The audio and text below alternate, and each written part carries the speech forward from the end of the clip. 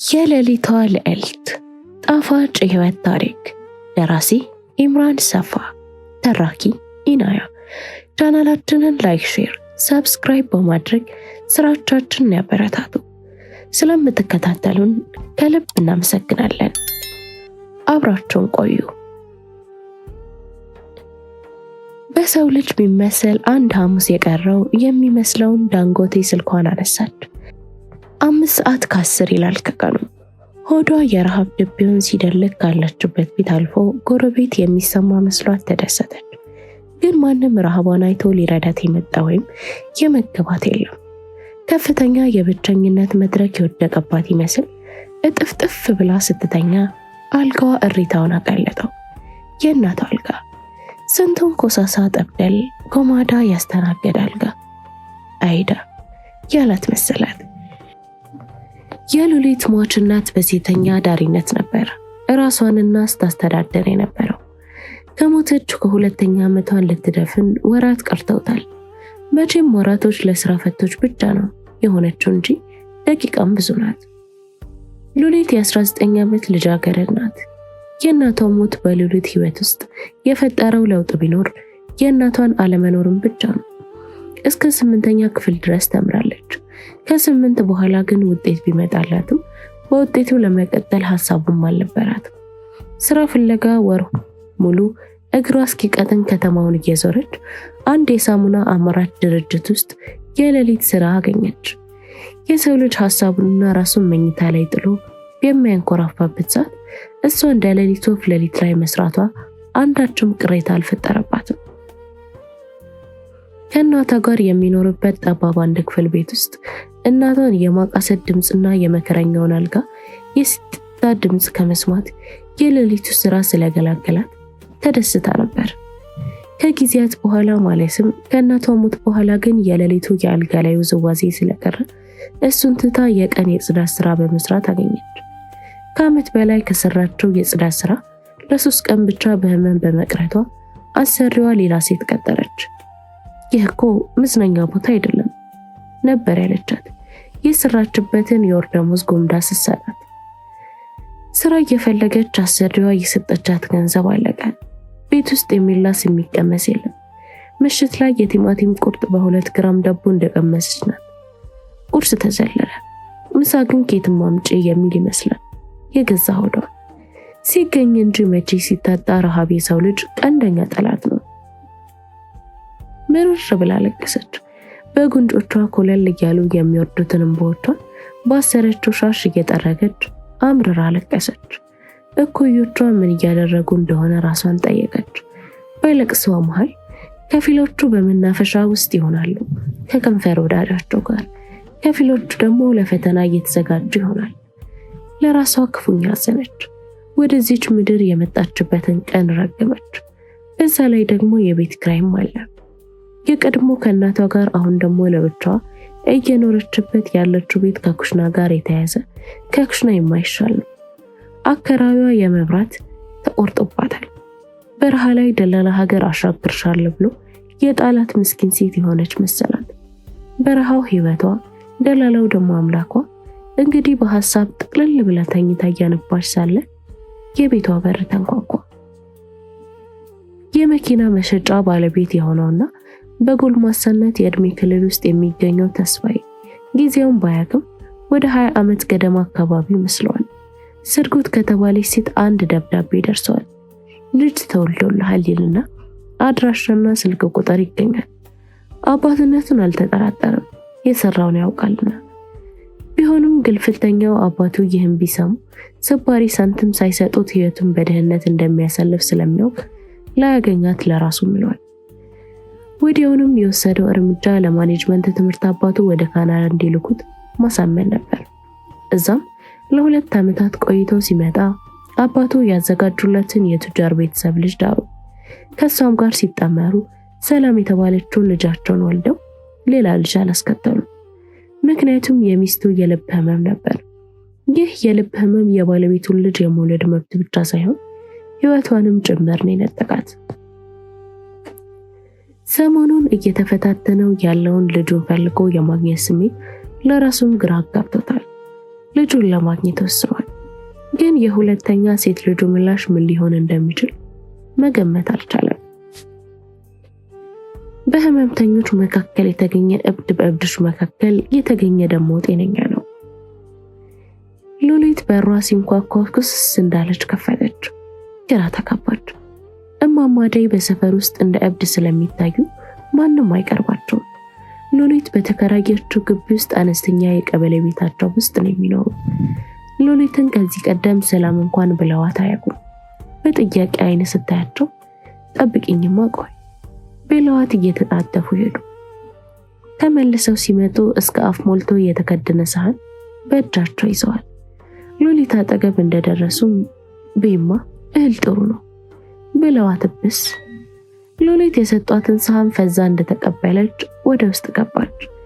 የሚተናነቃትን ስሜት ወጣ ሁሉም ጥሩ እንደሚሆን ለራሷ እየነገረች የመጣላትን ተመገበች። በዛው ቅጽበት በህሙማን መካከል የተገኘ እብድ በእብዶች መካከል የተገኘ ደግሞ ጤነኛ እንደሆነ አወቀች። ሉሊት በዚህ ሁኔታ መቀጠል እንደማትችል አውቃለች። ለዚህም ስትል በተለምዶ ሀዲድ ከሚባለው ሰፈር በመውጣት ወደ ሪቼ ለስራ ፍለጋ ወረደች። ለምን እንደሆነ ሳታውቀው ውስጧ በእርግጠኝነት ስራ እንደምታገኝ ነግሯታል። የሪቼን አስፋልት ተሻግራ ቁልቁል ስትወርድ ከአንድ ህንፃ ፊት ለፊት ያለ አነስተኛ ሆቴል በር ላይ አስተናጋጅ እንፈልጋለን የሚል ጽሑፍ ተመለከተች። ሀሳባቸው እንዳይቀሩ ፈርታ መሰለኝ እየተንደረደረች ወደ ውስጥ ገባች። ወደ ውስጥ ስትገባ አንዲት ሴት ከባንኮኒው ተክዛ ተቀምጣለች። ሉሊት ጠጋ ብላ ሰላም አለቻት። ሴትየዋን በስጋት እየተመለከተቻት ለስራ ነው አለች። ሴትየዋ እንደ መባነን አድርጓል። አዎ የተለጠፈውን አይቼ ነው አለች ሉሊት። ስምሽ ማን ይባላል? ትክ ብላ እያየቻት ጠየቀቻት። ሉሊት እሺ ሉሊት አሁን መጀመር ትችያለሽ። እኔ ለሰራተኞች በየወሩ አልከፍልም። የቀን ገቢን አስልቼ ነው የላባቸውን የምከፍለው። ይመቻል? የሴቲቱ ድምፅ የመጠጥ ቤት ባለቤት ሳይሆን ባለስልጣን ያስመስላታል። በደንብ ይስማማኛል አለች ሉሊት። በውስጧ ደግሞ የዛሬን አይቼ አስተማማኝ ካልሆነ ተዋለሁ ትላለች።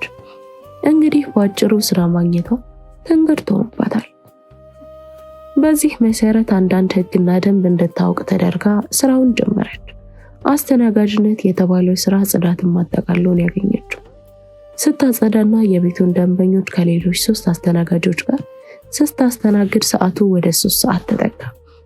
ለረጅም ጊዜ ወደዚህ ወደዛ ማለቱ ሰውነቷን አድቅቆታል።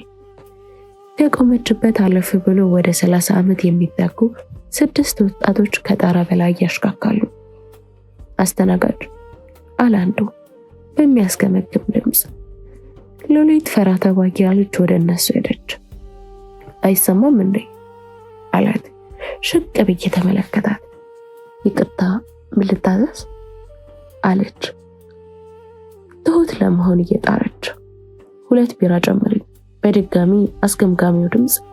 እየተጣደፈች ልታመጣ ስትሄድ ባለ አስገምጋሚው ድምፅ ከንፈሩን ነክሶ አይኑን ዳሌዋ ላይ ተከለ። ሉሊት ቢራውን ከብርጭቆ ጋር ይዛ ተመለሰች።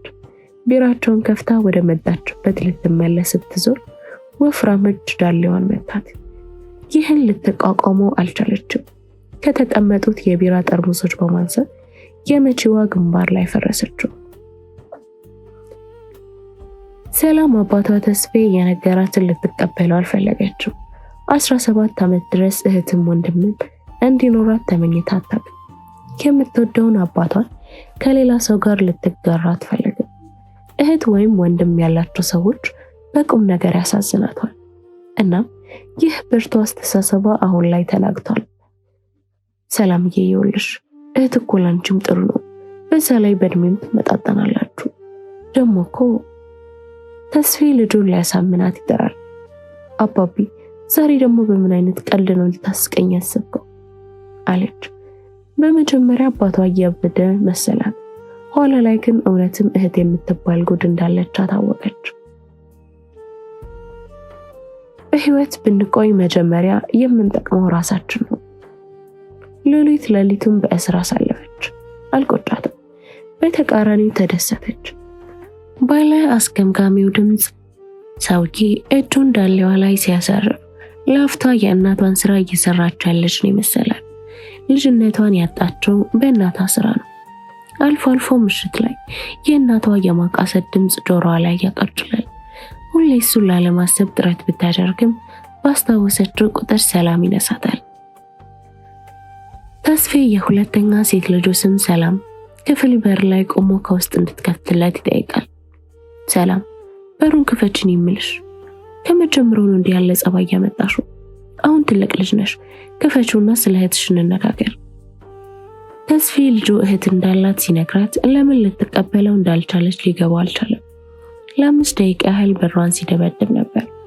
ከዚህ በላይ ሊታገስ አልቻለም። ወደ ወጥ ቤት ሄዶ በሩን ለመጠገን የሚችል ሰፋ ያለ ቢላዋ ይዞ ተመልሶ የቁልፉን ማስገቢያ ይሰረስረው ጀመር። አድካሚ ሲሆንበት ጊዜ በእግሩ እየነተረከው ጀመር። ብዙ ሳያልስለፋው ተከፈተ። ወደ ውስጥ ሲገባ ሰላም መሬት ላይ ተዘርራ ካፏ አረፋ ይወርዳል። ደማቅ ቢጫ ቀለም ያለው የበረኪና ዕቃ ላይ አይኑ ፈጠጠ። ሉሊት የአጭር የእስር ቆይታ በኋላ በቀጥታ ያመራችው በጸሎት የቆመ ወደሚመስለው ቤቷ ነው። ወደ ውስጥ እንደገባች አልጋ ጠርዝ ላይ እጥፍጥፍ ብላ ተቀመጠች። እንደ ተቀመጠችበት ጠባብ ክፍል ህይወቷም ሲጠብ ተሰማት። ከወዴት እንደመጣ ያላወቀችው የተስፋ መቁረጥና ህይወትን የመጥላት ስሜት ሲከመርባት ታወቃት። ሰዎች በሚርመሰመሱበት ከተማ ብቸኝነት አንቆ ሊገድላት ነው። እጥፍጥፍ ብላ ከተቀመጠችበት ቀና ስትል ያረጃው ኮርኒስ ላይ የኤሌክትሪክ ገመዶች እንደ እባብ ተጥመልምለው ራሷ ላይ ፈጠጡባት። ወደዚህ ነይ፣ ሰላም ወዳለበት፣ ኖረሽ በላሽ፣ ጠጣሽ፣ ለበስሽ፣ ተረቆትሽ ግድ ወደማይሰጥሽ ዓለም የሚለው መሰላል። ምን ተይዞ ብዙ መኖሯን መሞቷን ማንንም የማይጠቅም ማንንም የማይጎዳ ምስኪን ሴት በዝግታ ተነሳች። በዚህ መሃል በሯ ተንኳኳ። ሉሊት የሆነ መልአክ የሷን ህይወት እንዲታደግ ብሎ ከሰማይ የተላከ መሰላል። በሩን ከፈተችው። በሯ ላይ የቆመው ሰው ሙሉ የወንዶች ልብስ ለብሶ በከረባት ታይቷል። እንደ ሸምበቆ ቀጭን ሆኖ ሳለ ክብ ፊቱ የሆነ ደስ አለው። ወይዘሪት ሉሊት አንቺ ነሽ እንዴ አላት። ግራ መጋባቱ ፊቱ ላይ እየታየ እኔ ነኝ። ሉሊትም ግራ ተጋብታለች። ከኪሱ ቢዝነስ ካርድ አውጥቶ ሰጣት። ተቀበላ ስታነበው ተስፌ የመኪና ሽያጭ ይልና የቅንጡ መኪኖች ምስል ይታያል። አቶ ተስፌ በዚህ ስልክ ደውለሽ እንታገኛቸው ይፈልጋሉ ብላት መልሷን ሳይጠብቅ እየተጣደፈ ሄደ። ተስፌ ልጁ ሰላም ክፍሏ ተዘርራ ሲያየት የድንጋጤውን አንስቷ ሲሮጥ መኪና እንዳለው ራሱ ረስቶት ነበር። በአካባቢው ወዳለ መካከለኛ ክሊኒክ ወሰዳት። በሐኪሞች የሕክምና እርዳታ ነፍስ ዘርታለች። ዶክተሩ ተስፌን ቢሮ ጠርቶት ምክንያቱን ጠይቆ ሁሉንም ነገር ነግሮታል። አቶ ተስፌ ልጅህን የሳይኮሎጂ ሐኪም ቢያየት ጥሩ ይመስለኛል ነበር ያለው። እንዴት አለ ተስፌ ደንግጦ። ልጅህ አንተን የማጣት ፍራቻ ሳይኖርባት አይቀርም። ይህ ደግሞ በሕክምና ዘርፍ የራሱ አጠራርና ሕክምና ሊኖረው ይችላል። ዶክተሩ ጥሩ መስሎ የተሰማውን ለተስፌ መከረው። 3 ቀናት አልፋ ሰላም ያለፈውን እንዳልተፈጠረ ረስታ ወደ ፋሽኗ ተመለሳለች። ራሷን ካደረገችው ነገር በኋላ አባቷ የእህቷን ነገር የተው መስሏት የድል አድራጊነት ስሜት ወጥሯታል። የአባቷን ክፍል በእርግዳ ስትገባ ተስፌ እያነጋገረ የነበረው ስልክ በድንጋጤ ዘጋው። እንዴ ምነው አባቢ አለችው እንደ ልጅ እያደረጋት። ተስፌ ልጁ የ17 ዓመት ሳይሆን የ7 ዓመት ልጅ እየመሰለችው ተቸግሯል። እንዲያም ሆኖ አይቆጣትም። መች ደነገጥኩ አላት በስጫት ብሎ። በልቻው አባቴ ዛሬ ደህና መስሎ ስለምትቆይ አትጠብቀኝ ብለው ከክፍሉ ከወጣች በኋላ በሩን ዘግታ በሩ ላይ ተለጠፈች። የአባቷን የድንጋጤ ምንጭ ለማወቅ ሰላም አባቷ ከሷ ምን እንደደበቀ እንዳለ ለማወቅ ቃቅታለች። ፍቅር ይዘውት ይሆን እንዴ አለችና ለራሷ ሐሳብ ገባት። በተከታታይ ከሱ ጋር የምታያትን የእናቷን ጓደኛ የነበረችውን ሰናይትን አትወዳትም። አባቷን የምትቀማት ይመስላታል። ሰላም አባቷ ተስፌ የሷ የሟች እናቷ ብቻ እንዲሆን የምትሽው ድንገት ከአንድ ሀሳብ ጋር ተጋጨች። የሚሄድበትን መከተል ፈለገች። እናም አደረገችው። ተስፋዬ የልጁ መገኘት እንደ ተአምር ቆጥሮታል። ከ19 ዓመታት በፊት የተሰጠው አድራሻ አለመለወጡ አግራሞትን የፈጠረበት። አስቦት የነበረው እሱ ልጁን እየፈለገ ሲኳትም ልጁ አባቷ እየፈለጋት እንደሆነ ሳታውቅ አይነት ተውኔት ላይ በፈጣሪ የታጨ ነበር የመሰለው። እንግዲህ ታሪኩ ይህ ካልሆነ አለና ለራሱ መኪናውን አቁሞ ወረደ። የማያውቃት ልጁ ጎተራ መናፈሻ ነበር የቀጠረችው። በሌላ በኩል ደግሞ ልጁ ሰላም ወስላታ ባሏን ተደብቃ የምትከታተል ሴት ወስላ ከክፍያ ታክሲ ወረደች። ተስፋዬ በስልክ በተነገረው መሰረት ቢጫ ቀሚስ የለበሰች ልጁ በአይኑ መፈለግ ጀመረ። በመጨረሻም አለ ጀርባዋን ለመናፈሻው ሰጥታ የቆመች ልጃገረድ ተመልክቶ ጉርድ ቢጫ ቀሚስ፣ ሂል ጫማ፣ የተንጨፋረረ ጸጉር፣ የፈጣሪ ያለ ፊቷን ለማየት ጓጉቶ ሮጠና አጠገቧ ደረሰ። ሉሊት ማለቴ አንቺ ሉሊት ነሽ? አላት ደንግጦ። የጠበቀው ጭኗን ገልጣ የምትሄድ ሴት አልነበረም። ሄይ ሌባ!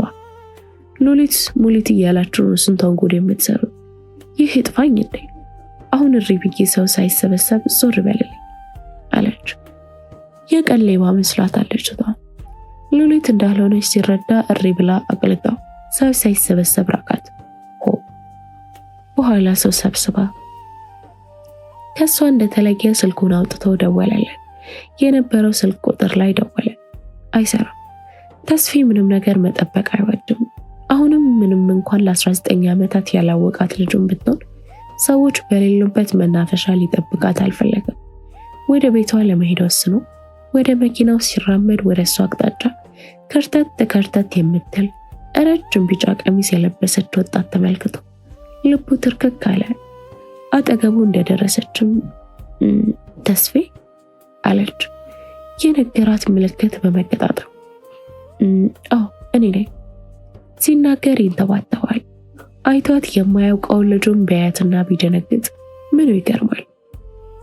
እንዳስተዋላት ነበር የሉሊትን ጎስቋላ ቁመና የፋሽን አምላኪ ከሆነችው ከሰላም ጋር ያመሳሰለው። በአዲስ አበባ መንገዶች ከሉሊት በላይ የኮሰመኑ ሴት ልጃገረዶችን ማየት የለመደው ቢሆንም እሱ በጥጋብ እየተገላበጠ ልጁ ያለ ጠረቃ ሆዷን ስታክት አየችው። ልጁ ወንድ ቢሆን ይህን ያህልም ባላዘነለት። መቼስ በትክክል ወንድ ነኝ ለሚል የሴት ልጅ ስቃይ ያንሰፈስፋል። የተስፋዬ ግን የሴት ልጅ ብቻም ሳይሆን የልጁም ስቃይ ነው። እና እናት ያስቀመጠችልኝ ዕቃ ምንድን ነው? አንተንም ከዚህ በፊት አይቼህ አላውቅም። የት ነው የምትተዋወቁት? ስትል ሉሊት ጠየቀች። በስልክ እንደነገራት እናቷ ለእሷ ያስቀመጠችላት ዕቃ እንዳለና ተገናኝተው እንዲሰጣት ነው። ሉሊት እናቷ ከሞተች 2 ዓመታት ተቆጥሮ ሳለ የማታውቀው ጎልማሳ ለምን ጊዜውን አሳልፎ ሊሰጣት እንደፈለገ አልገባትም። ብቻ ጊዜ ምን ፍልስፍና ያስፈልጋል? ካለችበት የገንዘብ ችግር መውጣት አለባት። ግን ገንዘብ ባይሆንስ አለች ለራሷ። ሉሊት እናትሽ ምንም የተወችልሽ ነገር የለም ማለት እኔ አባትሽ ነኝ። ቃሉን ታግሎ አወጣው። ሉሊት የደስታም ሆነ የሐዘን ስሜት ከውስጧ ከጠፋ ዓመታት ተቆጥረዋል። እየኖረች ያለችው ስላልሞተች ነው። አሃ ታዲያ አሁን ኬት መጣ? ንዴት ውስጧን ወረራት። በቅርብ ርቀት እንደ ድመት የምትቁለጨለጨው ሰላም ከዚህ በላይ ልትታገስ አልቻለችም።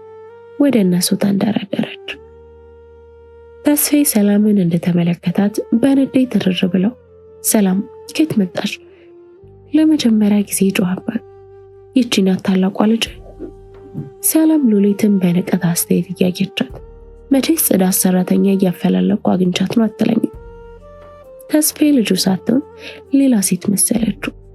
ወፋፍሯን መዳፎቹ ልኳን ሊያስገባት ፈለገ። ግን ሰላም ስስ ናት። መንፈሷ ስስ፣ አካሏ ስስ፣ ልብሶቿ ስስ፣ ራሷ ስስ። አልቻለች። ልጁን ባልተጠናና ግርድፍ በሆነ የልጅ አስተዳደግ ዘይቤ ማሳደጉ ጥፋት መሆኑ ብልጭ አለበት። እጇን በኃይል ይዞ ግቢን የምልሽ የመኪናውን በር እየከፈተ አንባረቀባት።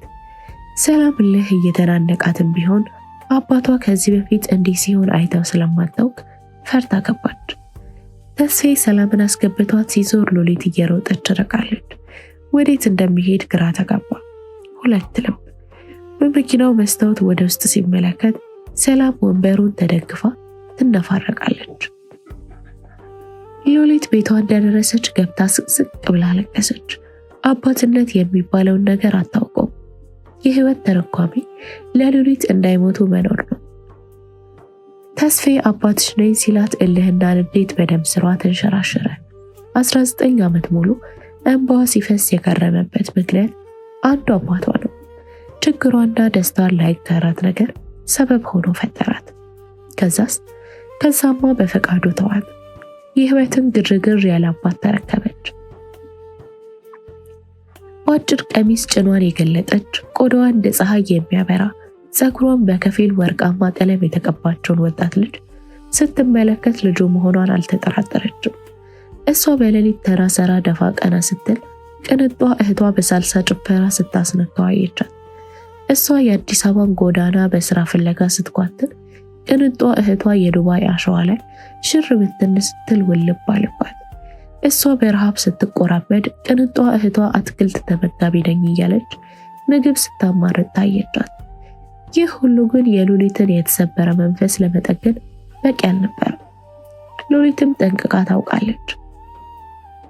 ተስፋዬ በንዴት እያሽከረከረ ቤት ደረሱ። በመንገድ ላይ ሳሉ ሰላምን ጋቢና ባለው መስታወት ሲመለከታት ነበር። ፊቷ በርበሬ መስሏል። መኪናውን እንዳቆመ በፍጥነት ወርዳ መራመድ ጀመረች። ሰሊ አድምጪኝ እኮ ነው የምለው እያለ ከኋላዋ ይከተላት ጀመር። ወደ ክፍሏ ከሚያስወጣው ደረጃ ዞር ብላ ዋት ዶንት ወሪ ምንም አላደርግም፣ ለዛች ለማኝ መሳይ ስል ራሴን አልጎዳም ሺት ብላ መንገዷን ቀጠለች።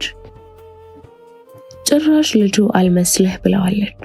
ከላይኛው ፎቅ የክፍሏን በር ስትዘጋው ድምፁ ቤት ውስጥ አስተጋባል። ከጥቂት ቆይታ በኋላ ልብሷን ቀይራ በቆመበት ጥላው ስታለፍ ከቆመበት እንዳልተንቀሳቀሰ ያወቀው። ተስፋዬ ስልኩን አውጥቶ ብዙ ጊዜ ቤታቸው ትመጣ የነበረችው ጓደኛዋ ማርታ ጋር ደወለ። ሰሞኑን ለምንድን ነው ቤቴ የምትመጣው እያለ ሲጠይቃት ትመጣለች ነው መልሶ። ልጁ በወንድ ጸብ እንደጀመረች ቢያውቅ ምን ይል ይሆን? ሁለቴ ከጠራ በኋላ ተነሳ። ማርቲ እንዴት ነሽ አላት ወሬ ለመጀመር ያህል። ወይ ጋሽ ተስፋዬ ከየት ተገኙ? በስልኩ ያመለጠ ሙዚቃ ይሰማል።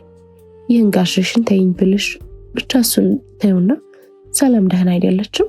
ከቤት ወጣ ነበር። አንቺ ጋር ነው እንደምትመጣው አላት። እሷ ጋር እንዳልሆነና ጓደኛቸው ያዘጋጀው ፓርቲ መሆኑን ነግረው አድራሻውን ሰጠችው። ማርታ ስልኩን ከዘጋች በኋላ በደስታ የምትጨብጠውን አጣች። ዴቭን ከኔ ቀምተሽማ ያለ ቅጣት አታልፊ ስትል ዛተች። ጊዜው ጨለምለም ብሎ አይን ያዝ ማድረግ ጀምሯል። በመዋኛው ገንዳው አካባቢ የተዘጋጀው የልደት ፓርቲ ይህ ቀረው የሚባል አይደለም። በዘመኑ የአለባበስ ዘይቤ ያሸበረቁ ሴቶች ከዚህም ከዚያም እንደ አበባ ተበትነው ያንዳንድ የወንዶቹን አይን ያንከራተታሉ። ወንዶችስ ምናቸው ሞኝ?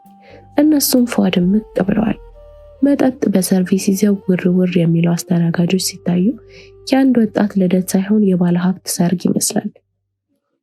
ሃሃ ምን ነው አንቺ ይህን ያልጓጓሽ ታዩ የለ እንዴ ትላለች ማርታ ከአጠገቧ ላለችው ሌሊ።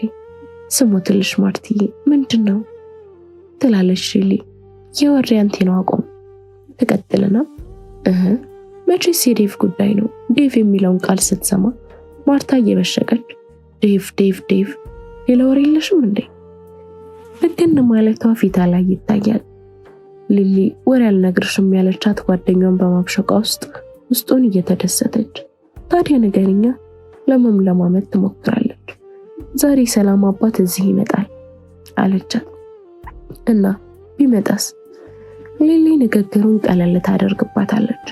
ጉይ ጓደኛዬ ከምርቅ ይልነሽ አስቢው አሳቻ ሰት ላይ ቢያገኙት ትልና ማርታ ሰላምን ፍለጋ ስትዋትር በእጇ መጠጥ ይዛ ከሁለት ወንዶች ጋር ስታወራ አየቻት። ተስፋዬ ማርታ በነገረችው አድራሻ መሰረት መኪናውን አቁሞ ወረደ። በር ላይ የቆሙት ሁለት ሰዎች እንደ ወጣቶቹ የመጥሪያ ካርድ ሳይጠይቁ ወደ ውስጥ ዘለቁ። ሙዚቃው ያለቅጥ ተከፍቶ ወጣቱ አብዶ ነበር። በርከት ያሉ ሴቶችና ወንዶች በብርሃን በተንበገበገው የመዋኛ ገንዳ ውስጥ ሰፍረዋል። በየብስ ያሉትም በላቲን ሙዚቃ የት እንዳሉ ረስተዋል። ድም ድም የሚለው ሙዚቃ ምት በአፍ እየገባ ልብ ውስጥ ይሰነቀራል። በዓይኑ ሰላምን ይፈልጋት ገባ። ትንሽ ካማተረ በኋላ ከሷው በቁመቱ ከፍ የሚል ወጣት ጋር ተጣብቃ ስትደንስ አያት። ይህ ፈጣሪ ያለ ወጣቶቹን እያለፈ አጠገቧ እንደደረሰ እጇን ምንጭቅ አድርጎ ይጎትታት ጀመር። እንዴ ልቀቀኝ እያለች ጩኸቷን ለቀቀችው። በዚህ ጊዜ ሙዚቃው ተቋርጦ የሁሉም አይን አባትና ልጅ ላይ አረፈ። አግዙኝ እንጂ ትላለች ሰላም። ሁለት ዘቦች ከበሩ አቅጣጫ ደርሰው ሰላምን ከተስፌ እጅ አስለቅቀው ተስፌን እየጎተቱ ማስወጣት ጀመሩ። ልጅ እኮ ናት ልቀቁኝ እያለ ይታገላል። አይ ውሸት ነው ልጁ አይደለሁም ስትል መወራጨቱን አቆመ ተስፌ። ባለማመን አፍጦ እየተመለከታት ዘቦቹ እየጎተቱ አስወጡ። ከዝግጅት ቦታው እንደወጣ ከድንዛዜው እያሽከረከረ ቤት ደረሰ። ልጁ አይደለሁም የሰላም አባባል ጆሮ ላይ ይደውልበታል። ሌሊቱን ሲጠጣ ገፋው። ጧት ሲነጋ ከቮድካ ጠርሙስ ጋር ተፋጠጠ። እሱ ሰላምና ሟች ሚስቱ የተነሱት ፎቶ ደረቱ ላይ ታቅፎት ነው ያደረው። ምን እንደሚያደርግ ግራ ተጋባ። ሎሊት ወይንስ ሰላም? ሌሊቱን ካሳለፈችበት ሶፋ ተነስቶ ሻወር ወሰደ። እንደ ነገሩ ከቀማመሰ በኋላ የመኪናውን ቁልፍ ይዞ ወጣ። ማርታ ጋር ነበር የደወለው። ሰላም እሷ ጋር ብቻ ነው ልታድር እንደምትችል የሚያውቀው። ማርታ እየተበናጨችና እየተራገመች ተነስታ የደዋዩን ማንነት ስታይ የተጫጫናት ስሜት ጥለው አጠፋ። ጊዜው አሁን ነው አለች ራሷ። ጋሽ ተስፌ በሰላም ነው አለች፣ ድምጿን የተጨነቀች ለማስመሰል እየጣረች። ሰላም አንቺ ጋር ናት አላት በንዴት። ወይ እሱማ ጥሩ ነበር አለች። ንገሪኝ ማርታ ብሎ ስጮህባት አጠገቧ ባለመኖሩ ፈጣሪን እያመሰገነች ሰላም ማለት ለኔ ልክ እንደ እህቴ ናት፣ ግን እሷ ምክር አትሰማም። አሁን ራሱ ከአንድ መጥፎ ልጅ ጋር ነው ያደረችው ብላ የምትወደውን ዴቭ የበቀል ማማ ያደረገችው። አድራሻውን ሲጠይቃት ያለ ማቅማማት ሰጠችው።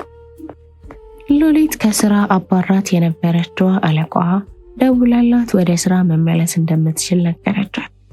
ሎሊት መደግ አትችልም፣ ማመስገነች። አሰሪዋ ሎሊትን ካባረረች በኋላ የቀጠረቻት ልጅ ጨጓራዋን ሳትልጣት አልቀረችም። በስነ ስርዓት ወደ ሳትቆይን ያባረረቻት። ግቢው መካከለኛ ስፋት ኖሮት ውስጡ በሚያማምሩ አበቦች እየተንቆጠቆጠ ነው። በልዩ ልዩ ዛፎች መካከል የቆመ ባለ 2 ፎቅ ቤተ መንግስት ይመስላል። ሎሊት በቤት ውስጥ ያላት የሥራ ድርሻ ቤቱንና ግቢውን ማጽዳት ነው። ምንም እንኳን ቤቱ ሁሌም ጽዱ ቢሆንም በየቀኑ ይጸዳል፣ በልዩ ልዩ ፈሳሾች ይወለወላል። አሰሪዋ ኤሽታሽ የዋዛ ሰው አይደለችም።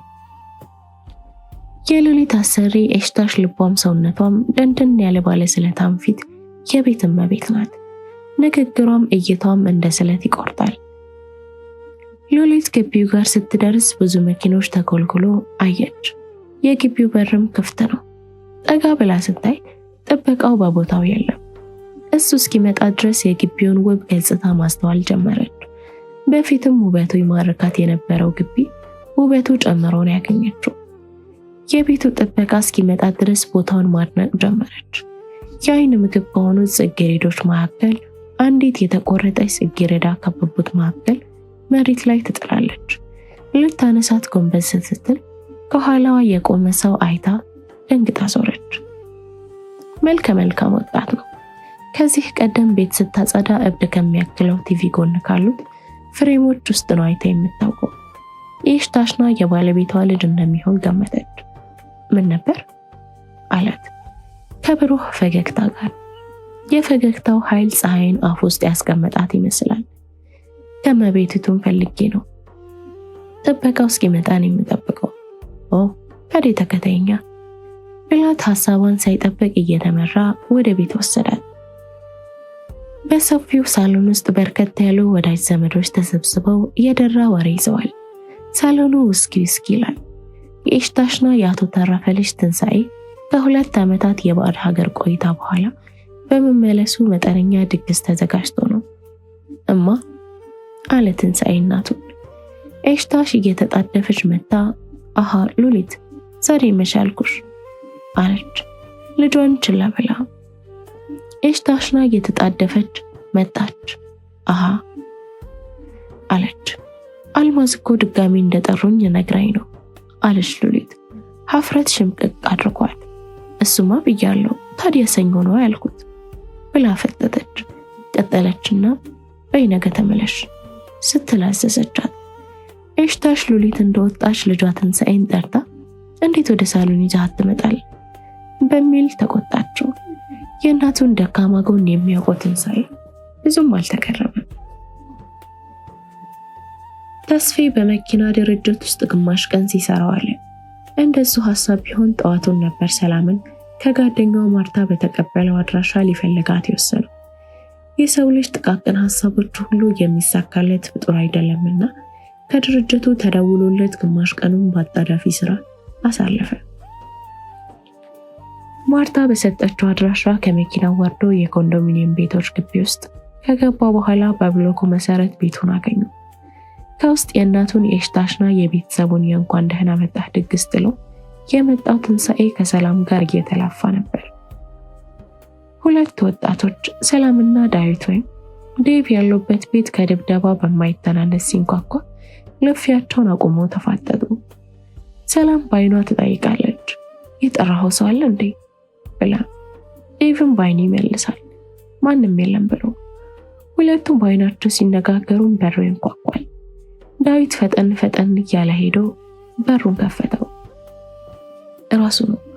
ማርቲ ለተስፌ ቤቱን አድራሻ ስትልክ የዳዊትንም ፎቶ ነበር የላከችው። ለምን ይህን እንደምታደርግ ለማሰብ አልፈለገም። ተስፌ አይኑ ውስጥ የሚንቀለቀለው እሳት ዳዊት ላይ ሽብር ፈጥሮበታል። ለአፍታ ካጤነው በኋላ ወደ ውስጥ ገፍትሮት ገባ። ተስፌ ሰውዬ በሽተኛ ነህ እንዴ ከማለት ውጪ ምንም ቃል አላወጣም። ዳዊት ሰላም አባቷን ስታይ መብረቅ የወደቀባት ይመስል ደርቃ ቀረች። አባቷ ማታ ከተፈጠረው ነገር በኋላ ማርታ ጋር ታድለች ብሎ እንደሚያስብ ነው ያመነችው። ወዲያው ያጋለጠቻት ማርታ እንደሆነች ስላመነች ልትበቀላት ለራሷ ቃል ገባች። ተስፌ ሰላምን እየጎተቷት ይዟት ሲወጣ ዳዊት መንገድ ከመልቀቅ ውጪ ምንም አላደረገም። ሰላምን ብትሆን እንደ በግ እየተጎተተች መኪና ውስጥ ገባች። የአባቷን ዝምታ አልወደደችው። ቤት እስኪደርሱ ድረስ አንዲትም ቃል ትንፍሽ አላለም። እሳት የመሰለው ፊቱ ያስፈራል። ቤት እንደደረሱ ሰላምን እየጎተተ ወደ ክፍሏ የሚወስደው ደረጃ ጨረሱ። አሁንም አባቢ ልቀቅኝ ትላለች። ሰላም ክፍሏ አስገብተው ቆለፈባት። እኔ ክራይም ነኝ እንዴ ክፈተው አባቢ እያለች በሩን ትደበድባለች። ተስፌ እንዴት እንደዚህ አይነት ሁኔታ ውስጥ እንደገባ አልገባሃለሁ። ከቅርብ ጊዜ ወዲህ እንደ ጓደኛ የነበሩት አባትና ልጅ እሱና ሰላም አልመስላሉት። የዚህ ሁሉ መነሻ ከዓመታት በኋላ የተገኘችው ልጁ ነች ብሎ ለማመን ተቸገረ። በሰላም ማንነት ውስጥ አንድ ያላጣበቀው ብሎን እንዳለ ተሰማው። ከቤት ወጥቶ ቀጥታ ወደ ሉሊት መኖሪያን ያመራው። እዚህ የላችም። ጎረቤቶቿን ቢጠይቅም ስለሷ ሙሉ መረጃ የሚያውቅ የለም። የሰማው ጠዋት ወጥታ ከሰዓት እንደምትመለስ ነው። ሉሊት የጽዳት ስራዋን ተያይዘዋለች። አሰሪዋ ኤሽታሽና ባለቤቷ በጠዋት ነው ተያይዘው ከቤት የወጡት። ከሷ ውጪ ቤት ውስጥ አንድ የምግብ ባለሙያ አለ።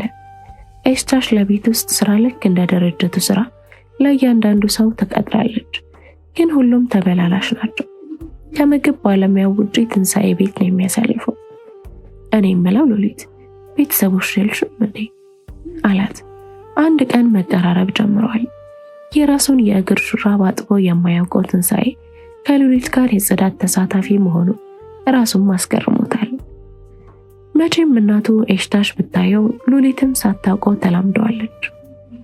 እሱን ጥያቄ መመለስ አልፈልግም። በቃ ምን ልበል በህይወቴ ቆርጬ መጣል የምፈልገው ክፍል ነው ብላ መለሰችለት። ስታወራው በነፃነት ነው፣ ግን ምን ነካኝ ትላለች። ብዙ ጊዜ እሱ ይጠይቃል ወይም ጨዋታ ሲያመጣ ከሷ ከመሳተፉ እጅ አትጠይቀው። ዛሬ ግን ስለ ቤተሰቦቿ የጠየቃት ጥያቄ አደፋፍሯት። አንተስ ውጭ ለምን ሄድክ? ለምንስ ተመለስክ? ብላ ጠየቀችው። 12ኛ ክፍልን በከፍተኛ ውጤት ነበር ያለፍኩት። አባቴን ቃል ባስገባሁት መሰረት ከፍተኛ ውጤት ካመጣው ውጭ ልኮ እንደሚያስተምረኝ ቃል አስገብቼው ነበር። እናም አሁን 2ኛ ዓመቴን ጨርሻለሁ አላት። እረ ከዛ በፊት ቆይ የት ነበር ሀገሩ አለችው። አንድ ሚስጥር ልንገርሽ ሲላት የምትወለውለውን ትታ ትኩር ብላ አየችው። ትንሣኤ ለትምህርት ቤተሰቦቹ የላኩት ስዊዘርላንድ በሚገኘው ጄኔቫ ዩኒቨርሲቲ ነበር። በ1559 በጆን ካልቪን የተመሰረተው ይህ ዩኒቨርሲቲ መጀመሪያ ሲመሰረት ቴዎሎጂካል ወይንም ሃይማኖታዊ ስልጠናና ትምህርት ለመስጠት ታስቦ ነበር። ከ17ኛው ክፍለ ዘመን በኋላ ግን አካዳሚክ ትምህርት መስጠት ተጀመረ። በዚህ ታሪካዊ የትምህርት ተቋም ትንሣኤ በፖለቲካል ሳይንስ ትምህርት ዘርፍ ነው ሲከታተል የቆየው። ከ2ኛ ዓመት አጋማሽ ላይ የተዋወቀውና እሱ በሚኖርበት አፓርታማ ውስጥ ከሚኖረው ሃርዲሰን ከተባለው እንግሊዛዊ ጓደኛ ውጭ የሚቀራረበው ሰው የለም። የምዕራቡ ዓለም ኑሮ ርቀት የበዛበት እንደሆነ ግልጽ ነው። ሃርዲሰን በጣም ተጫዋች ነው። ህይወትን እንደ ጨዋታ ሜዳ ይመለከታታል። ምድር የአሸናፊዎችና የተሸናፊዎች ቅርጫት ነው የሚል ፍልስፍና አለው። ከትንሣኤ ጋር ለ4 ወር የቆየ ጓደኝነት ነበራቸው። ከዛ በኋላ ግን ሃርዲሰን ደብዛው ጠፋ። ትንሣኤን ያወዛገበው ነገር የሃርዲሰን መጥፋት ሳይሆን እሱ ከጠፋ በኋላ በተደጋጋሚ ያለበትን ቦታ ካልነገርከን እያሉ እያስቸግሩት የኢራን ሰዎች ናቸው። በዚህ ሊቀጥል አልፈለገም። ትምህርቱ እንዳለቀ ከ3 ወራት በኋላ ሊሄድ የነበረው ትንሣኤ ቀድሞ ወደ ኢትዮጵያ ተመለሰ። ሎሊት በጥሞና ስታዳምጠው ከቆየች በኋላ ለምን ቤተሰቦቿ ጋር አልመጣም? የዛሬ 3 ወር እዚህ እሰራ ነበር ስትለው ጊዜ ለምን ላንቺ እንደነገርኩሽ ሌላ ቀን እነግርሻለሁ ብለው ወደ ቤተሰቦቹ ያልመጣበትን ምክንያት ጀመረላት። የዛሬ 3 ወር ነበር ካልሽኝ ብሎ የማረጋገጫ ጥያቄ ያቀረበላት። አዎ አለችው። ታስታውሽ ከሆነ ያኔ ቤተሰቦቼ ሰላም አልነበሩም፣ ያየሽው ነገር ካለ አለ። አዎ ጥሩ ሁኔታ አልነበረም። እንደውም እናት በብስጭት አባራኝ ነበር። ሰላም አልነበረም መሰለኝ አለችው የበፊቱን እያስታወሰች። ቀጠለችናም እሺ ከዛስ አለችው። በውስጧ ደግሞ ምን አጓጓኝ እያለች ራሷን ትታዘባለች። እዚህ ከመጣሁ በኋላ በአንድ ጓደኛዬ አማካኝነት ቤት ተከራየው። ከዛ ጊዜው ሲደርስ መጣው ብሎ ሲስቅ ሎሊት በትዝብት ታየዋለች። ወደ ኢትዮጵያ ከመጣ በኋላ የሚያውቀው ሰው እንዳየው ሲጥር ነበር። ሁሉንም ለሎሊት አልነገራትም። እዚህ ከመጣ በኋላ ሰላም የምትባል ልጅ አንድ ድግስ ላይ እንደተዋወቀና አብሯት እንዳደረ ደብቋታል። ያቺ ሰላም ያላወቀቻት እህቷ እንደሆነች ቢያውቅ ምን ይሆን? ሰላም የተቆለፈባት ክፍል ሲከፈት ምን ማድረግ እንዳለባት እያሰላሰለች ነው። የማርታን ፊት ስታዝለዝል ይታያታል። አባቷ የእህቷን ጉዳይ እንደማይተው ተረድታለች። አንድ ያላት አማራጭ እንደ ስሟ ሰላማዊ መሆን ነው። ይህንን ውስጧ ሊሽበላ አይፈልግም። ስለዚህ አንድ ነገር ማድረግ አለበት፣ ጭንብል ማጥለቅ። ጭንብል ያጠለቀ ሰው እስካልተነቃበት ማንም እውነተኛ ማንነቱን ማየት አይችልም። ጭንብል ያጠለቀ ሰው በቀኝ እጁ አቅፎ በግራው ይቆናጠጣል። ሲነቃበት ሌላ ጭንብል ያጠልቃል። በዚህ ሁኔታ በብዙ ጭንብሎች ታውቶ ይጠፋል። ጭንብል ጭንብል። ቀናቶች አለፉ። የሎሊትና የትንሣኤ መቀራረብ ከቤት አልፏል። የበለጠ እየተቀራረቡ በመጡ ቁጥር የሁለቱም ልብ ውስጥ መላመድ ተፈጥሯል። መተዋወቅ፣ ከዛ መላመድ፣ ከፍ ሲል ፍቅር። የቤታቸውን ስራ ጨርሳ ስትወጣ ይሸኛታል። አሁን የብቸኝነት ስሜት የለም። አባቷ ተስፌ በልጅነት ያላገኛቸውን ፍቅርና እንክብካቤ እንድትቀበላት ቢጠይቃትም እንደማትቀበለው ገልጻለታለች። እስካሁን ኖሬያለሁ ለማለት ብቸገርም ኖሬያለሁ፣ አሁንም በዛ ቀጥላለሁ፣ ያንተንም ህይወት መበጥበጥ አልፈለግም ነበር አለችው። እሱም እያዘነ እኔን ለመቀበል ልብሽ የፈቀደ ጊዜ የኔን በር ክፍት ነው፣ ልጄ ነሽ፣ ይህን ምንም አይለውጠውም ነበር ያላት። አንድ ቀን እሷና ትንሣኤ እንደለመዱት ተቀምጠው ሲያወሩ ያልጠበቁት ነገር ተፈጠረ። ከሄደችበት ቦታ ከባለ ሰዓቷ ከመጣቸው ከኤሽታሽ ጋር ተፋጠጡ። ኤሽታሽ በንዴት ቦግ ብላ ትንሣኤ እዚህ ምን ትሰራለህ? አንቺስ ቆይ እዚህ የምትመጪው ከጎረምሳ ጋር ለመለፋብድ ስትል አፈጠጠች። ሎሊት መሬት ተከፍታ ብትወጣት በወደደች። ትንሣኤ ዘና ብሎ ምንድነው? ምን አለው ማሚ ሲላት ጭራሽ ባሰባት። ቶሎ ውጪና ታች ጠብቂኝ ስትል በጩኸት አዘዘቻት። ሉሊት ይህን አልፈቀደችው። ከዓመታት በኋላ የመኖር ተስፋን የሰጣትን ሰው ልታጣ አልፈቀደችው። ከድንጋጤዋ ቀላቅ ማለት የትንሣኤን እጅ አጥብቃ ጨበጠች። ትንሣኤ ደስታ ውስጡ ሲዘል፣ ኤሽታሽ ግን ባለማመን አፈጠጠች። ሰዓቱ ከምሽቱ 3 ሰዓት አልፎ ተስፌ በሳሎን ውስጥ ተክዞ ተቀምጠዋል። ከዓመታት በኋላ ተጎሳቁላ ያገኛት ልጁን ሲያግዛት ባለመቻሉ ውስጡ እርስ እያለ ባሰበው ቁጥር ይበሳጫል። በሌላ በኩል ደግሞ አመፀኛዋ ሰላም አለች። ከሰላም ጋር የነበራቸው የአባትና ልጅ ግንኙነት ሻክሯል። የሰላምን የእግር ዳና ሰምተው ዞር ሲል ወደ እሱ አቅጣጫ እየመጣች ተመለከተ። ካለበት ሶፋ ላይ ዘጭ ብላ ከተቀመጠች በኋላ አባቢ አለችው። ድምጿን አለስለሳ። አቤት ሰሊ አላት እየተገረመ። ለሁሉም ነገር ይቅርታ እንድታደርግልኝ ይፈልጋለሁ እስከ ዛሬ ብላ ሳትጨርስ እጆቹን ዘርግቶ አቀፋት። ሰሊኒ ሁሌም የሚጠቅምሽን የማደርገው፣ ይህም ባለመረዳትሽ አልቀየምሽም። ሁሉንም መርሳት እንችላለን። አባትና ልጅ ወደ ነበሩበት ተመለሱ። ከዚህ በኋላ የሰላም ሐሳብ የነበረው የማርታ ነገር ነበር። እንዴት አድርጋ ውርደት እንደምታከናንባት ታወጣና ታወረድ ጀመር። ትሰማኛለህ ትንሣኤ፣ እንደዚህ ያለውን መርመጥመጥ አልወድም። እርግጥ ነው እድሜ እኩያ ከሆነች ልጃገረድ ጋር በፍቅር የምትሰርቅበት ጊዜ ነው። ነገር ግን አንተ ኤሽታሽና የተረፈ ልጅ ከጽዳት ሰራተኛ ጋር አይደለም መደበ። ኤሽታሽ በንዴት ቡቡ ብላለች። ማም ይህ ትምክህት ነው አላት ትንሣኤ ተረጋግቶ። ሆ እኔን ኤሽታሽን ነው ስለ ትምክህት የምታወራኝ? ልጅ ለእናቱ አሉ። የማወራም ባታስብ የተከበረ ነው።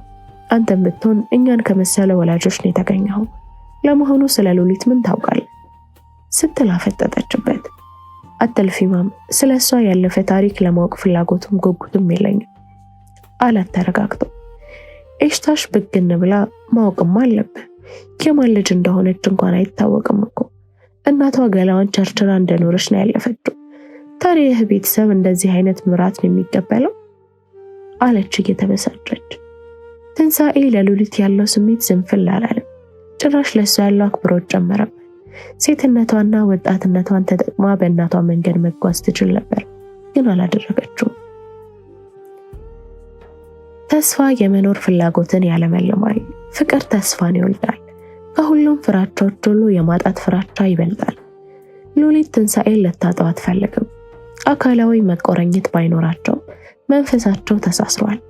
በእሷና በትንሣኤ መካከል ያለውን ግንኙነት ሀብትና ንብረት የሚያራርቀው ተራ ክስተት አይደለም።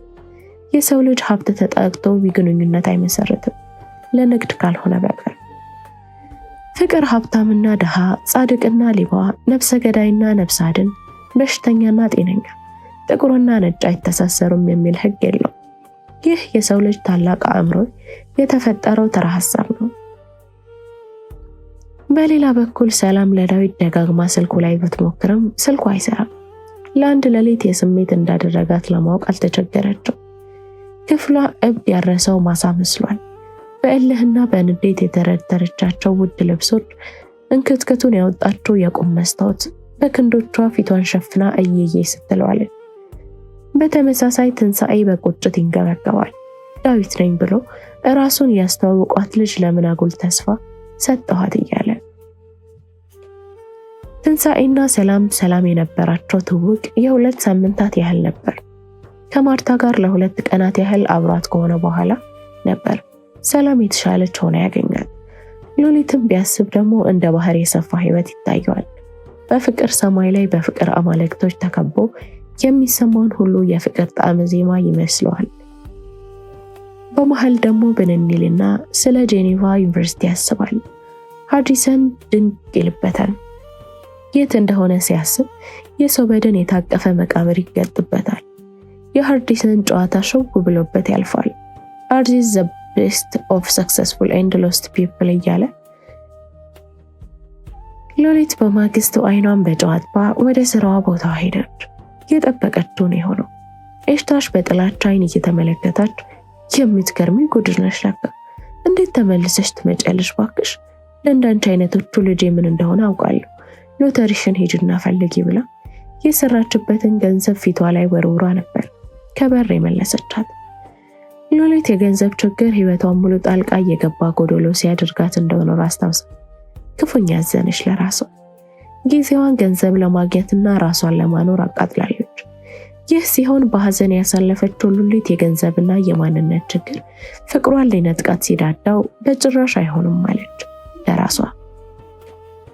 ተስፋዬ ስልኩ ሲጮህ በመሰላቸት ስሜት ውስጥ ሆኖ አነሳው።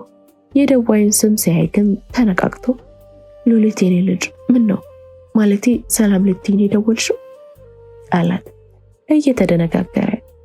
ደስ ብሎታል። አንድ ነገር መጠየቅ ፈልጌ ነው አለች ፈራ ተባጊ አለች። ምን የፈለግሽውን ጠይቂኝ አላት ግራ እየተጋባ።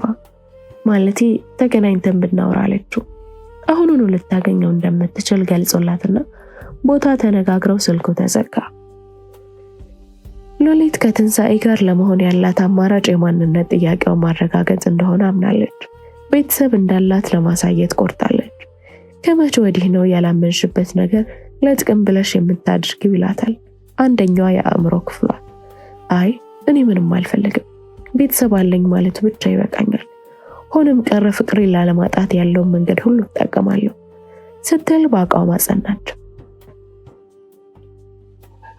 የጠዋቱ ፀሐይ የብርሃን ወጋገን ክፍሉን ድምቅ አድርጎታል። ሁለት ሰዎች ያለ ሐሳብ ማንፈላሰስ በሚችለው አልጋ ላይ ሉሊት ብቻዋን ተሰይማለች። ክፍሉ ራሱን የቻለ መታጠቢያ ቤት፣ ማንበቢያ ክፍል ያለው መለስተኛ ቤት ነው። ከዋናው ቤት ጋር ሲነጻጸር ግን አነስተኛ ነው።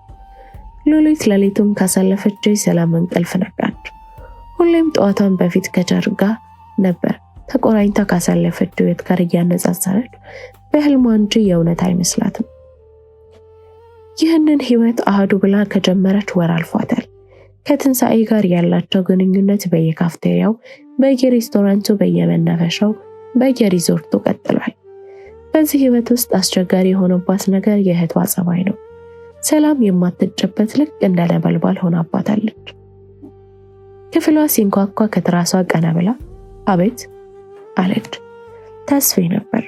መግባት ይቻላል አላት በቀልድ እየተቁለጨለጨ። መልሷ ፈገግታ ነበር። ወደ ውስጥ ገብተው አልጋዋ ላይ እየተቀመጠ ደስ ብሎኛል አላት።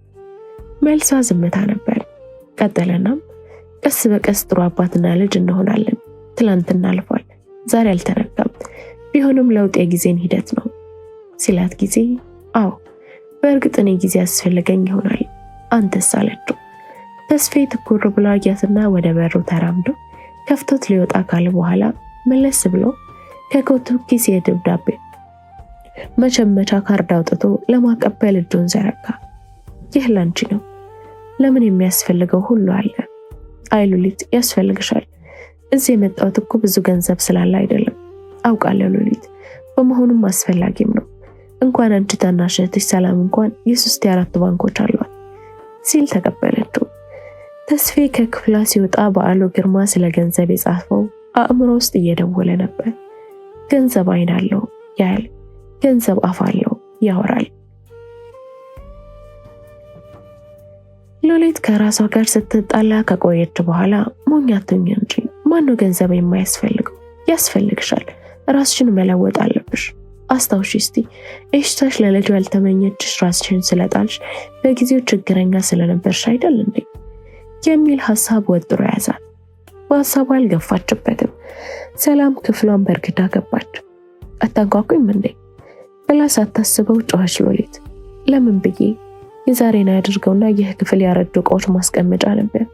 ያን ያንኳኩቼ ስለማልገባ ለምዶብኝ እኮ ነው ብላ ጆሮ በሚቀፍሳ ቃደበቸው ንግግሯን ቀጠለችና ናፍቆትሽን ገብግቦኝ አይደለም ክፍልሽ የመጣሁት። ያው ታውቂያለሽ አባቴን ማስቀየም አልወድም። ዕቃዎች እንዲያጋዛሽ ነግሮኝ ነው፣ ግን ይቅርታ አልችልም አለቻት። ሉሊት ሁኔታውን በትዝብት ስትከታተል ቆይታ ችግር የለውም አለቻት። እሱማ ችግር የለውም ብላ ካስካካች በኋላ ከክፍሏ ወጣች። የምትጠብቀው የስልክ ጥሪ ነበራት። ሰላም ማርታ ከእንቅልፏ ሳይሆን ከሞት እንደነቃ ሰው ብንን ብላ ከተኛችበት ሶፋ ተስፈንጥራ ተነሳች። ከሶፋው ትይዩ ያለው ጠረጴዛ ላይ በምግብ ማቅረቢያ ሳህን ላይ የራሷ ዞማ ፀጉር ተከምሯል። ጩኸቷን አቀለጠችው። እና ቆይ ስታብድ ነው ያለችውን የምትለኝ? ሰላም በደስታ ስክር ብላ ከፊት ያለውን ወጣት ትጠይቃለች።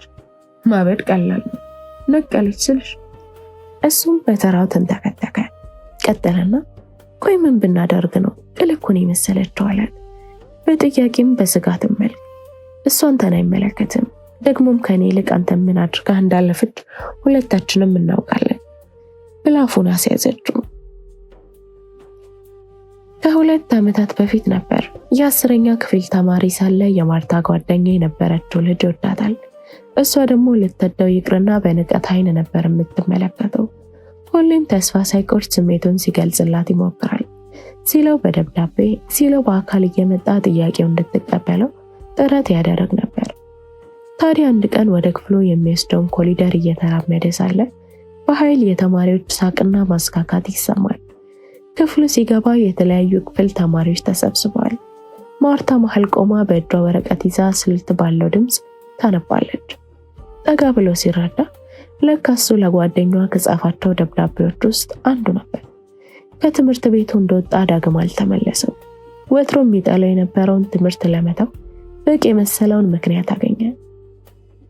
ሰላምም ይህን ጠንቅቃ ስለምታውቅ አጋዥ አጋሯ አደረገችው። ለ2 ወራት ያህል ከማርታ ጋር ለብቻው የሚኖሩበትን ጊዜ ከሰላም እቅድ ሲያወጡ ነበር። የሴራው ሐሳብ የሰላም ነበር። የሴት ልጅ ውበቷ ፀጉሯ ሲባል ደጋግማ የምትሰማው ሰላም የማርታን ውበት ቆርጣ ጣለችው። መሄድ አለብኝ ቻው ብላ ከሱ መልስ አትጠብቅ ተነስታ ሄደች። ሰላም በነገሩ እየተገረመ ቻው አላት። እሷ ግን ከሱ ርቃ ነበር። ሉሊትና ትንሣኤ ለ3 ቀናት ያህል በአካል አልተገናኙም ነበር። ለረጅም ቀናት ተለያይተው የቆዩ መስል አንዳቸው በአንዳቸው ተጠመጠሙ። እንግዲህ ከዚህ በኋላ ምን ቀረን አለች ሉሊት እንደተላቀቁ። ቀጠለችና እንደዚህ ሳይሆን በፈለግነው ሰዓት አብረን መሆን አለብን አለችው ለመቆጣት እየሞከረች። የኔም ፍላጎት እሱ ነው እኮ ደግሞ አሁን ሰርድ ይር ኮርስ ሊጀመር ነው ምን ይሻላል አላት በስስት እየተመለከታት። አውቃለሁ ግን በቃ ከዛ በፊት ከአባቴ ጋር ተዋወቁ ይህ ጥሩ ይሆናል አለችው ተጨንቃ። ሐሳቧን ባይጠላውም አልወደደውም። ለምን እንደሆነ ሳያውቅ ይቅርብህ ይለዋል ውስጡ። ሉሊት ካግባባቸው በኋላ ተስማማ። ተስፌ ሉሊት ጓደኛዬ እንድትታወቅ እፈልጋለሁ ስላለችው የደስታ ስሜት ተሰምቶታል። በውስጡ ለሱ ቦታ እንዳላት እያሳየችው ነበር። ቤት ውስጥ ሆኖ እስኪመጡ መጠበቁን ይዟል። ሰላም ክፍሏ ተቀምጣ በማርታ ጉዳይ ለብቻ እየሳቀች ነው። ተስፌ ከውጭ የመኪና ድምፅ ሰምቶ ወደ መስኮቱ ተጠግቶ ቆመ። ትንሣኤና ሉሊት ወደ በሩ ሲጠጉ ተመልክቶ ይህን ልጅ የት ነው የማውቀው ብሎ ራሱን ጠየቀ። ትንሣኤ የፀሐይ መነጽርና ኮፍያ አድርጎ ስለነበረ ፊቱ አይታይም። በውፍረትና በቅጥነት መካከል ያለው ደንዳና ሰውነቱ ግን ከእይታ የሚሰወር አይደለም። ወደ ውስጥ እንደገቡ ነበር ትንሣኤን ያወቀው። ትንሣኤም ተስፌን ሲመለከት አመዱ ቡና አለ። ፊቱን አዙሮ ተመለሰ። ጉድ ሳይሰማ መስከረም አይጠባ እንዲሉ ተስፌ ልጁ ሉሊትን ተከዝ ብሎ ይመለከታታል።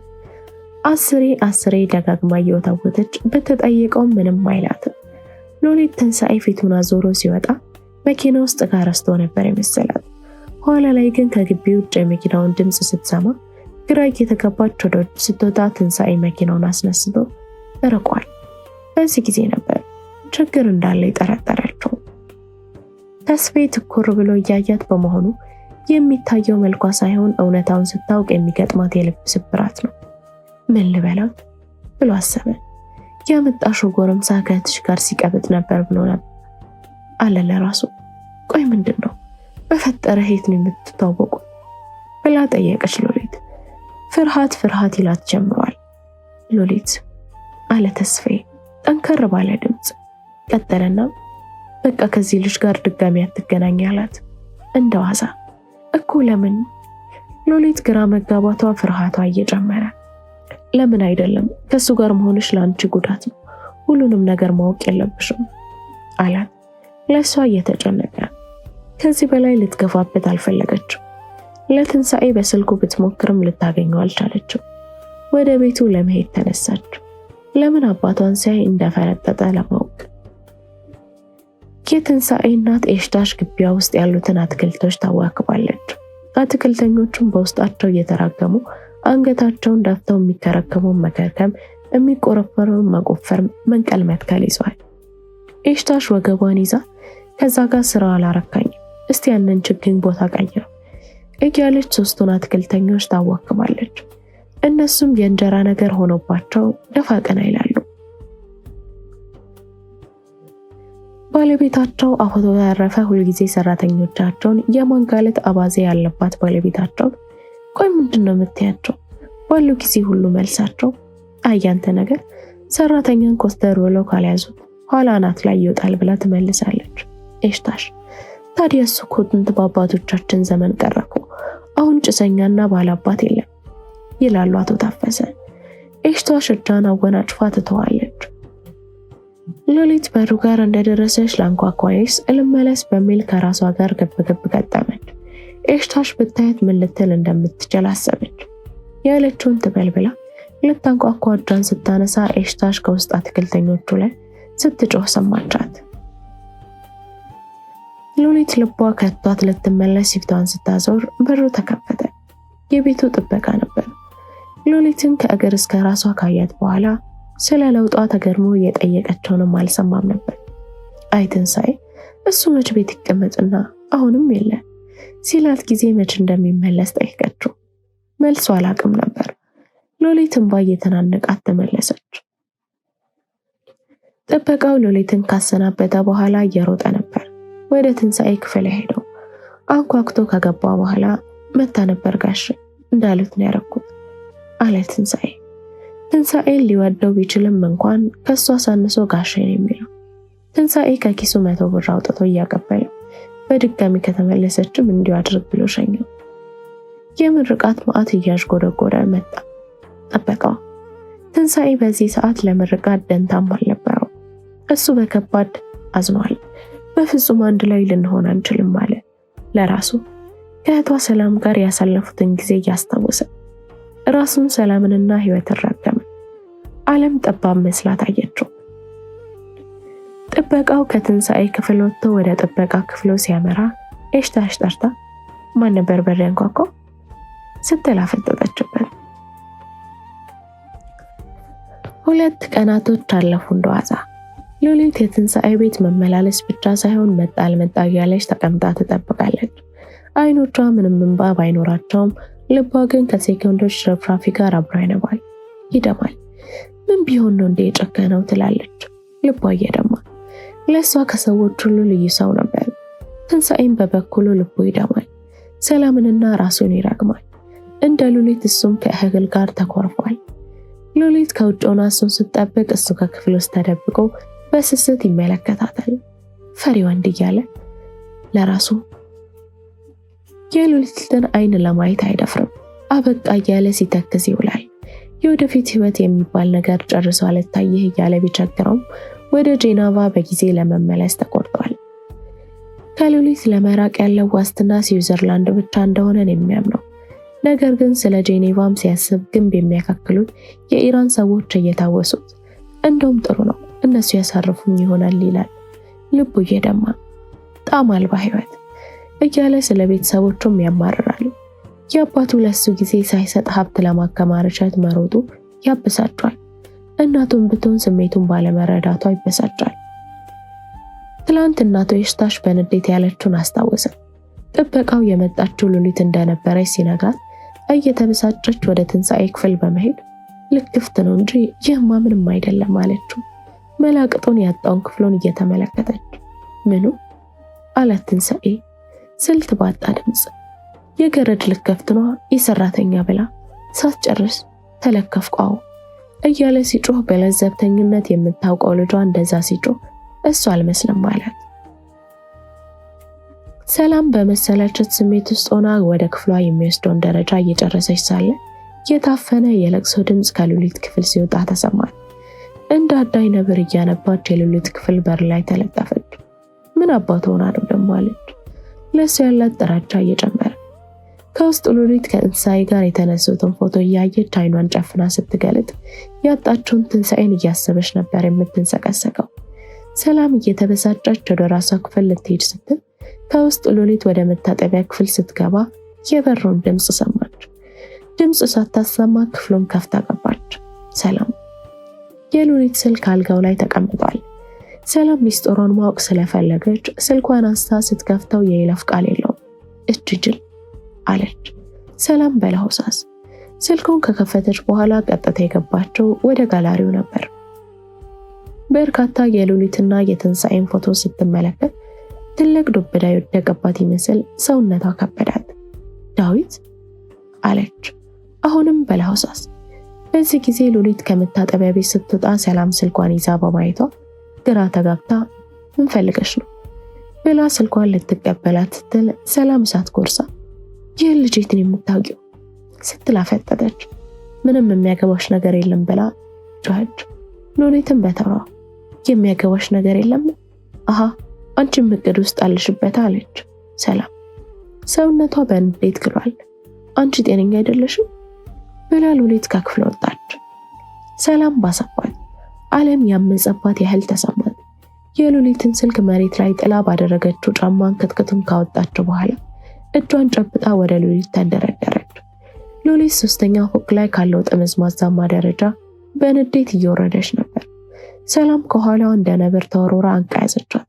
የሰላም የተሞረዱ ጥፍሮች ያቃጥላት ሉሊት ለማስለቀቅ ስትታገል ሁለቱም ሚዛን ስተው ደረጃውን እየተንከባለሉ ጨረሱ። መሬት ሲደርሱ ራሳቸውን ስተው ነበር። ተስፋዬ እንደመናደድም እንደመተከዝም እያደረገው ከትንሣኤ ጋር አድርጎ ስለነበረው ንግግር ይታሰባል። ትንሣኤ የመኪና ድርጅቱ ድረስ መጥቶ ነበር ያነጋገረው። ተስፋዬ መጀመሪያ ትንሣኤን ሲያዩ በጥበቃ ወገቡን እያለ ለማስወጣት አስበውም ነበር። ነገር ግን የመጣበትን ማወቅ ስለፈለገ ሳይወድ በግዱ ከጊዜው ፈቀደለት። እኔ በጣም ይቅርታ አቶ ተስፋዬ ብሎ ጀመረ ትንሣኤ። ስለ ሰላም ጉዳይ በጣም ይቅርታ ጠይቃለሁ ብሎ ይቀጥል ሲል የተስፋዬ ወፍራም መዳፍ በከባድ ጉንጯ አጋየው። ትንሣኤ አንገቱን እንዳቀረቀረ በድጋሚ ይቅርታ፣ ግን ለሉሊት የነበረኝ ስሜት የእውነት ነው ማለት ነበር ብሎ ሳይጨርስ እንባው ቀድሞ ጀመር። ተስፋዬ ይህን ሲመለከት አዘነለት። ዓመታትን ወደ ኋላ ተግዞ እሱና ሴተኛ ዳር የነበረችው የሉሊት እናት ስርጉትን አሰበ። ያኔ እሱም እንደ ትንሣኤ ወጣት በነበረበት ሰዓት ግንፍልተኛ አባቱ ታሰቡት። ነጥብ የምታህል ስህተት ሀብቴን ያሳጣል እያሉ የሚያስፈራሩት ሁሉ ውልብ ብሎበት አለፈ። አሁን ላይ ሆኖ ያንን ጊዜ ሲያስበው ይበሳጫል ተስፋዬ። ትንሣኤ ንግግሩን ይቀጥላል። እኔ አሁን የምፈልገው ይህን ደብዳቤ ለሉሊት እንድትሰጠልኝ ስለፈለግኩ ነው። ከዚህ በኋላ ደፍሬ ፊቷ መቆም አልችልም አደራ ብሎ ትንሣኤ ወጣ። ተስፋዬም ንዴቱ ጠፍቶ በትህትና አሁን መካከል ቀርቶ ነበር። ትንሣኤ ደብዳቤውን ተሰጥቶት ከወጣ በኋላ በረጅሙ ተነፈሰ። ሰዓቱ ወደ 11 ሰዓት ተጠግቷል። ሰማዩ ጥርት ብሎ ፀሐይዋ ቢጫ ብርሃኗን ወደ ምድር እያንጸባረቀች ነው። ቤት ውስጥ ማታ ለሚያደርገው የስዊዘርላንድ በረራ ዝግጅት እየተደረገለት ነው። ፀሐይዋን ዳግም ከኢትዮጵያ አያት ይሆን ብሎ ሲያስብ ተረጋግቶ የነበረው መንፈሱ ተረበሸ። ደህና ሁኚ ሉሊት፣ ደህና ሁኚ ሀገሬ ሲል አንሾካሾከ። እንባው በዓይኑ ግጥም ብሎ ነበር። ተስፋዬ በነገሩ እያዘነ ሐሳቡ ወደ ኋላ እየጎተተ የትንሣኤን ደብዳቤ ይዞ ወደ ቤት ደረሰ። ወደ ውስጥ ሲዘልቅ ሁለት ሴት ልጆች አራምባና ቆቦ ሆነው ተዘርረዋል። ሰውነቱ ትርክክ እንዳለ ወደ እነሱ ሮጠ። የልቡ ፍጥነት ጨምሯል። አንዴ ወደ ሰላም፣ አንዱ ወደ ሉሊት ይጮሃል። ምን እንደተፈጠረ ለማሰብ ጊዜው አልነበረም። ከሁለት ቀናት በኋላ ልቀቁኝ፣ ይገላታለሁ፣ ልቀቁኝ እያለች ሰላም ትጮኻለች። ሁለት አስታማሚ ነርሶች ሰላምን ይዘው ለመጎተት ጥረት ያደርጋሉ። ሉሊት የታማሚው አልጋው ላይ አንገቷን ቀና አድርጋ ሰላምን ባለማመን ትመለከታታለች። ተስፋዬ ካደጋው በኋላ ሁለቱንም በመኪና ጭኖ ወደ ላንድማርክ ሆስፒታል ነው ያወጣቸው። ሰላም ሰውነቷ በትንሹ እንደተረጋጋ ነበር የተገጠመላትን ግሉኮስ በእጇ ነግላ ሉሊትን ለማነቅ የተነሳችው። እንደ ሉሊት የአንገት ስብራት አልገጠማትም። ልቀቁኝ እኮ ነው የምለው፣ ህይወቴን በጠበጠችው፣ እገላታለሁ እያለች ትጮኻለች። ግን አልተበጠበጠም አለ አንድ የምታውቀው ድምፅ ከኋላዋ። ማርታ ከሁለት ፖሊሶች መሃል ቆማለች። መላጧን ለመሸፈን ቡርቅቅ ያለ ጌጠኛ ኮፍያ አድርጋለች። ሰላም ትግሏን አቁማ በጥርጣሬ ፊቷን አዞረች። ክስ መስርቻለሁ አለች ማርታ ለዘብ ብላ። ውስጧ ግን እየተቃጠለ ነው። ፊቷን በመስታወት መመልከት ትታለች። ማርታ ወደ ፖሊሶቹ ዞር ብላ ጥሩ ጊዜ ነው እንዳልኳቸው አልታመመችው፣ ይኸው ሰው ለማነቅ ስትጣጣር ነው የደረስነው አለች። በሆስፒታል ልብስ ስለሆነች ሳይሻላት አንወስዳትም እንዳይሉ ፈርታ። ሰላም ፈጣ ስትመለከት ቆይታ በረጅሙ ከሳቀች በኋላ ማርቴ ደህና ነሽ ግን አለች ሰላም። የልብ ጓደኛዋን የምትጠይቅ ነበር የሚመስለው። ማርቲን ያልሽው ብላ ማርታም በረጅሙ ከሳቀች በኋላ ሰይድ ሁሉንም ተናዟል፣ አንቺና እሱ በመድኃኒት ተጫወታችሁብኝ ብላ ኮፍያዋን ስታወልቀው ሁለቱ ነርሶች የማርታን ቫዝሊን የጠገበ የሚመስለውን ቅሏን ሲያዩ ጊዜ ሳቃቸው ሊያመልጣቸው ነበር። በትነት አሸፈኑት። ሰላም ግን ሳቅ አላፈናትም። ፖሊሶች እያካወው ወደ ጣቢያ ወሰዷት። ሰላም ወደ ጣቢያ ስትወሰድ ይታያት የነበረው መንገድ ሳይሆን እስር ቤቱ ነው። ከሳምንት በኋላ ወደ ችሎት ቀርባ በማርታ ላይ ባደረሰችው የሰብአዊ መብት ጥሰት በ2 ዓመት ከ3 ወር ጽኑ እስራት ተበየነባት። 2 ውድ የወጣትነት ዓመታት ለመስዋዕትነት ቀረቡ። ሉሊት እህል ውሃ ትካዜ ሆኗል። ትንሣኤ የጻፈላት ደብዳቤ እሱና ሰላም ስለነበራቸው ግንኙነት በጣም እንደሚያፈቅራት ነገር ግን አንድ ላይ መሆን እንደማይችሉ ይትታል። የአባቷ ተስፋም ነገር ያሳስባል። ሰላም ማረሚያ ከገባች ወዲህ ሰላም የለውም።